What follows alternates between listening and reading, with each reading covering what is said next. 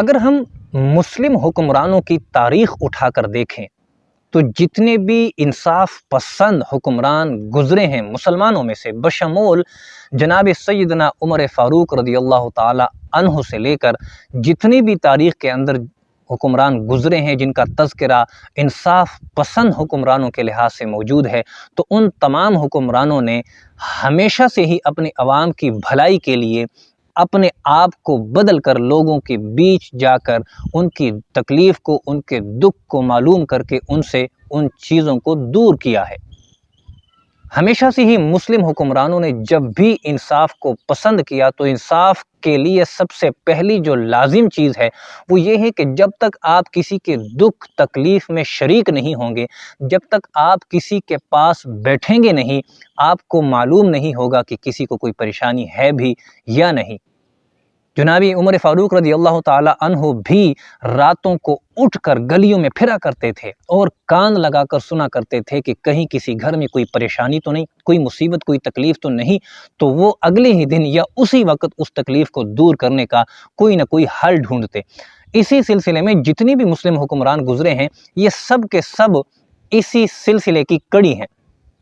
اسی طرح سلطان محمود غزنوی کے زمانے میں چور ڈکیت بہت زیادہ ہو گئے۔ سلطان محمود غزنوی ویسے بھی انصاف پسند حکمران تھا، ان کے زمانے میں ایک دفعہ ایسے ہوا کہ چور ڈکیت بہت ہو گئے، چوریاں بہت زیادہ ہونے لگی، لوگوں کو چوریاں روکنے کے لیے اور چوروں کو پکڑنے کے لیے ان کے پاس کوئی حل نہیں تھا۔ اس حل کی تلاش کے لیے سلطان محمود غزنوی رحمۃ اللہ تعالی علیہ ایک دفعہ شاہی لباس اتار کر ایک عام لباس پہن کر جب اپنے دربار سے نکلے، یہ سوچ کر کہ آج ضرور وہ چوروں کے بارے میں معلوم کر کے آئیں گے اور چوروں کو پکڑنے کا کوئی حل تلاش کر کے آئیں گے۔ چلتے چلتے انہیں کچھ لوگ بیٹھے ہوئے دکھائی دیے، وہ بیٹھ کے آپس میں گپ شپ لگا رہے تھے، گفتگو کر رہے تھے۔ جب وہ ان کے درمیان جا کر بیٹھے تو انہیں پتہ چلا کہ یہ تو چور ہیں اور وہ آج کسی چوری کی منصوبہ بندی میں لگے ہوئے ہیں۔ وہ یہ کہہ رہے ہیں کہ آج ہم نے کوئی نہ کوئی چوری کرنی ہے، اور وہ یہ ڈسکس کر رہے تھے، اس بات پر ان کی بحث ہو رہی تھی کہ آج کی چوری کس گھر میں کی جائے۔ جب سلطان محمود غزنوی ان کے درمیان بیٹھے تو انہوں نے پوچھا کہ جوان کون ہو، کہاں سے آئے ہو؟ سلطان محمود غزنوی نے کہا کہ میں بھی تمہاری طرح ہی ایک انسان ہوں، جو کام تم لوگ کرتے ہو میں بھی ویسا ہی کام کرتا ہوں۔ انہوں نے کہا کہ ہم تو چور ہیں، کیا تم بھی چوری کرتے ہو؟ تو انہوں نے کہا کہ جی ہاں میں بھی چوری کرتا ہوں۔ تو ان چوروں نے کہا کہ ہم تمہیں ایک شرط پر اپنے گروپ میں شامل کر سکتے ہیں کہ تم ہمیں اپنا ہنر بتاؤ کہ تمہارے اندر ہنر کیسا ہے، کون سا ہنر رکھتے ہو تم، اور کس ہنر سے تم ہمارے ساتھ چوری میں شامل ہو سکتے ہو۔ سلطان محمود غزنوی رحمۃ اللہ تعالی علیہ نے کہا کہ میں تمہیں اپنے ہنر کے بارے میں ضرور بتاؤں گا، اور میرا ہنر جو ہے وہ ایسا ہے کہ جس کے بعد مجھے اپنے گروپ میں شامل کرنے سے تم انکار نہیں کر پاؤ گے، لیکن سب سے پہلے یہ ضروری ہے کہ تمہارے پاس کون سا ہنر ہے۔ میں تمہارا ہنر جاننے کی ضرورت محسوس کر رہا ہوں کہ مجھے پتہ چلے کہ سب سے پہلے تمہارا ہنر جان لوں کہ تمہارے پاس کون سا ہنر ہے، کس کس کے پاس کیسا ہنر ہے۔ پہلا آدمی بولا کہ میں کتے کے بھونکنے سے ہی پتہ لگا لیتا ہوں کہ کتا کیا کہہ رہا ہے، اس کے بھونکنے کا مطلب کیا ہے۔ دوسرا شخص کہنے لگا میرے پاس جو ہنر ہے وہ ایسا ہے کہ جتنی بھی اونچی دیوار ہو، چاہے کسی محل کی ہی کیوں نہ ہو، چاہے کسی قلعے کی ہی، کسی جیل کی ہی کیوں نہ دیوار ہو، میں اس دیوار کے اوپر چڑھ کر اسے پلانگ سکتا ہوں۔ اگلا شخص بولا کہ میں ایسا ہنر رکھتا ہوں کہ جتنا مرضی خزانہ ہمارے ہاتھ آئے میں چند منٹوں میں اس کا حساب کتاب کر کے سب میں برابر تقسیم کر سکتا ہوں۔ ساتھ ہی بیٹھے ہوئے ایک شخص نے کہا کہ میری ناک میں یہ خاصیت ہے کہ میں مٹی سونگھ کر بتا سکتا ہوں کہ خزانہ کہاں پر دفن کیا گیا ہے۔ اس کے بعد اگلے شخص نے اپنا تعارف کراتے ہوئے کہا کہ میرے یہ خوبی ہے کہ جتنی مرضی مضبوط دیوار ہوں میں اسے اپنے ہاتھ کی طاقت سے توڑ سکتا ہوں اور اس میں سوراخ یعنی راستہ بنا سکتا ہوں۔ اور اس کے ساتھ ہی اگلے شخص نے کہا کہ میں ایک شخص کا چہرہ ایک مرتبہ جب دیکھ لوں تو زندگی بھر اس کو نہیں بھول سکتا۔ اب باری آئی محمود غزنوی کی، وہ بھی انہی کے ساتھ اس گروپ میں شامل ہونا چاہ رہا تھا، لہٰذا انہیں اپنا ہنر بتانا پڑا۔ وہ کہہ رہے تھے کہ میرا ہنر یہ ہے کہ میں جب مجرموں کو بادشاہ سلامت کے دربار میں پھانسی دی جا رہی ہو اس وقت اگر میں اپنی داڑھی پر اپنا ہاتھ پھیر لوں تو مجرموں کی پھانسی یعنی موت کی سزا ان کی رک سکتی ہے، ٹل سکتی ہے اور ان کی جان بخشی ہو سکتی ہے۔ تو لہٰذا بات یہ طے پائی کہ جب اتنے سارے ماہرین فن اکٹھے ہوئے ہیں، جمع ہوئے ہیں، تو آج کی چوری، آج کا جو خزانہ ہے وہ محل سے لوٹا جائے، آج محل میں چوری کی جائے۔ لہٰذا محل میں چوری کرنے کے لیے نکل پڑے۔ رستے میں انہیں کتا ملا، کتا بھونک رہا تھا۔ جو شخص کتے کے بارے میں جانتا تھا اس نے کہا کہ کتے کے کہنے کا، کتے کے بھونکنے کا مطلب یہ ہے کہ بادشاہ تمہارے ساتھ ساتھ ہے۔ لیکن ان کے دماغوں پر چونکہ خزانے کا لالچ سوار تھا، اس لیے انہوں نے یہ بات نظر انداز کر دی۔ چلتے چلتے اس شخص کی باری آئی جو دیوار پھلانگ سکتا تھا، لہٰذا اس نے دیوار پھلانگی۔ دیوار چونکہ بہت اونچی تھی لیکن پھر بھی وہ چڑھنے میں کامیاب ہوا، دروازہ کھولا، اندر محل میں داخل ہوئے۔ الغرض کہ وہ لوگ چوری کرنے میں کامیاب ہوئے۔ چوری کر کے جب وہ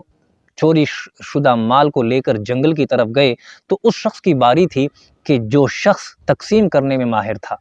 اس نے اپنا ہنر دکھایا اور چند منٹوں میں اتنا بڑا لوٹا ہوا خزانہ انہوں نے تقسیم کر دیا۔ بادشاہ محمود غزنوی واپس اپنے محل میں تشریف لے آئے اور اگلے ہی دن صبح ہی صبح حکم جاری کر دیا کہ چوروں کا ٹھکانہ مجھے معلوم ہے، اس کے لیے کوئی گواہی کی ضرورت نہیں ہے، لہٰذا انہیں گرفتار کر کے انہیں پھانسی کے تختے پر چڑھایا جائے۔ لہذا چوروں کا ٹھکانہ معلوم ہونے کی وجہ سے فوراً انہیں گرفتار کر لیا گیا۔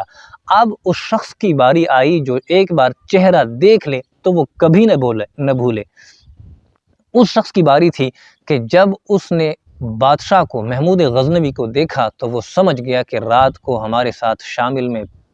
چوری میں شامل یہ شخص وہی بندہ ہے کہ جو ہمارے ساتھ رات میں چوری کر رہا تھا۔ آج یہ تو بادشاہ سلامت ہے۔ اسے جب یہ پتہ چلا تو ان کے پاؤں کے نیچے سے زمین کھسک رہی تھی۔ وہ اپنی موت کو اپنے سامنے ہی دیکھ رہے تھے۔ لہذا اس شخص نے کہا عاجزی کے ساتھ، انکساری کے ساتھ کہ تمہارا جو ہنر تھا کہ تم اپنی داڑھی پر جب ہاتھ پھیرو تو مجرموں کی پھانسی، اس کی سزا رک سکتی ہے، لہذا اب تمہاری باری ہے، اپنا ہنر دکھائیے اور ہماری جان بخشی کر دیجئے، ہماری جان کو بخش دیجئے، ہمیں پھانسی سے آزاد کرا دیجئے۔ جب اس نے اس بندے کی وہ عاجزی دیکھی تو اس نے کہا کہ صرف تمہاری خاطر، تمہارے ہنر کی خاطر کہ تم نے میرا چہرہ پہچان لیا اور آج جب تم نے مجھے دیکھا تو اس چہرے کو نہیں بھولے اور تم نے معذرت کر لی، عاجزی انکساری کے ساتھ معافی مانگ لی، لہذا تم سب کو معاف کر دیا جاتا ہے۔ لیکن آئندہ اس کام سے تمہیں توبہ کرنا ہوگا اور تمہیں دوبارہ چوری کرتے ہوئے نہ پایا جائے، لہذا ان کی جان بخشی ہو گئی۔ اس بات سے دو سبق ہمیں ملتے ہیں۔ سب سے پہلا کہ حکمران کو کیسا ہونا چاہیے۔ حکمران کو ہر چھوٹی سی چھوٹی بات پر توجہ رکھنی چاہیے۔ حکمران کو اپنی رعایا کے ہر چھوٹے سے چھوٹے دکھ، ہر چھوٹی سی چھوٹی پریشانی بھی ان کی نظر میں رہنی چاہیے، ان پر نظر رکھنی چاہیے اور ان کے دکھ درد میں شامل ہونا چاہیے۔ دوسری بات کہ بذات خود ہر معاملے کی نگرانی رکھنی چاہیے، انہیں ہر بات کا پتہ ہونا چاہیے کہ اس کے ملک میں، اس کی سلطنت میں، اس کی رعایا میں کیا کچھ ہو رہا ہے۔ اسی طرح بادشاہ سلامت کو انصاف پسند ہونا چاہیے کہ اگر مجرم اپنے گناہوں سے توبہ طائب ہو کر وہ معافی مانگیں کہ ہم آئندہ کے بعد دوبارہ ایسا کبھی نہیں کریں گے تو انہیں ایک موقع ضرور دینا چاہیے۔ یہ بھی انصاف کا تقاضا ہے۔ انصاف کا تقاضا ہے کہ کسی نہ کسی مجرم کو ایک موقع ضرور دیا جائے تاکہ وہ اپنی زندگی کو بدل کر اچھے کاموں میں لگ سکے۔ اس کے بعد اگلا جو سبق ہے کہ ہمارے اندر جو ہنر ہیں، جو اللہ تبارک و تعالیٰ نے ہمارے اندر خوبیاں رکھی ہیں، ہم ان خوبیوں کو اچھے کاموں میں کیوں نہیں لگاتے؟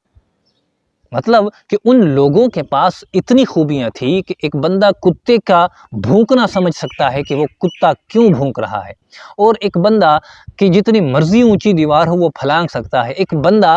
سونک کر بتا سکتا ہے کہ مٹی کے اندر خزانہ کہاں چھپا ہوا ہے، ایک بندہ ایک بار چہرے کو دیکھ لے تو ساری زندگی نہیں بھول سکتا۔ اتنی قیمتی ہنر وہ غلط طریقوں سے استعمال کر رہے ہیں۔ تو اگر آپ کے پاس بھی ایک اچھا سا ہنر ہے تو اس ہنر کو کسی غلط مقصد کے لیے استعمال کرنے کے بجائے کسی اچھے مقصد میں استعمال کر کے اپنی زندگی اور آخرت کو آپ بہتر بنا سکتے ہیں۔ آج اگر ہمارے پاس ایک ہنر ہے، بالفرض ہمارے پاس ہنر ہے کاروبار کرنے کا، تجارت کرنے کا، تو اس کاروبار کو، اس تجارت کو ہم ایسے، اپنے ہنر کو ایسے استعمال کریں کہ تاکہ ہماری زندگی میں بھی ہم سے اللہ راضی ہو، اور قیامت کے دن بھی جب ہم اٹھیں تو اللہ کی بارگاہ میں ہم کم از کم سر اٹھا کر کھڑے ہو سکیں، ہم شرمندہ نہ ہوں، اللہ تبارک و تعالیٰ کی بارگاہ میں ہم بطور مجرم کھڑے نہ ہوں۔ اگر ہمارے پاس ہنر ہے لوگوں کو سکھانے کا، کچھ بھی سکھانے کا، چاہے وہ اسکول میں ہو، چاہے وہ مدرسے میں ہو، چاہے وہ کسی بھی پلیٹ فارم پہ ہو، کوئی ہنر ہی کیوں نہ ہو، اگر ہم کسی کو سکھانے کے ماہر ہیں، ہمارے پاس یہ ہنر ہے کہ ہم لوگوں کو کچھ نہ کچھ سکھا سکتے ہیں، تو اچھے طریقے سے سکھائیں، ایسا سکھائیں تاکہ وہ زندگی میں آپ کا نام روشن کرے، اور قیامت والے دن جب آپ اللہ کی بارگاہ میں آئیں تو کم از کم یہ کہہ سکیں کہ یا اللہ، میں نے اپنی ذمہ داری پوری نبھائی تھی، جو ذمہ داری مجھے میری زندگی میں ملی تھی، جس کام کے لیے تو نے مجھے چنا تھا، میں نے اس کام کو بخوبی انجام دیا۔ لہذا ہمیں اگر ہماری زندگی میں کوئی ہنر ملتا ہے تو اس ہنر سے ہم نے اچھا کام کرنا ہے، ہم نے اس سے لوگوں کو فائدہ پہنچانا ہے، خود بھی فائدہ لینا ہے، لوگوں کو کے لیے بھی ہم نے فائدے کا ذریعہ بننا ہے، اور ایسا کام کر کے جانا ہے تاکہ ہماری زندگی میں بھی، ہمارے مرنے کے بعد بھی، قیامت کے بعد بھی ہمارے لیے صدقہ جاریہ ہو۔ لہذا